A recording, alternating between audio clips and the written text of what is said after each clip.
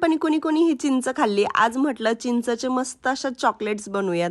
तर गावावरून चिंच आणली होती, ती छान भिजत घातली, त्याचा पल्प काढून घेतला, गॅसवरती ठेवला. आता हा खूप जास्त प्रमाणात होता म्हणून मी दुसरीकडे वेगळा सेपरेट केला. याची वेगळी रेसिपी बनवणार आहे, ती नंतर पोस्ट करेन.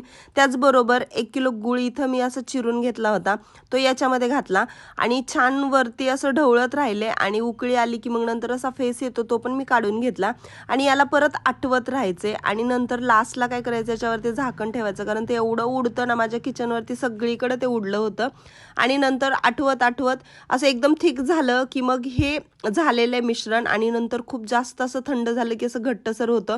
चमच्यावरती किंवा तेल लावून हाताला तुम्ही याचे बॉल्स बनवून याचे चॉकलेट बनवू शकता.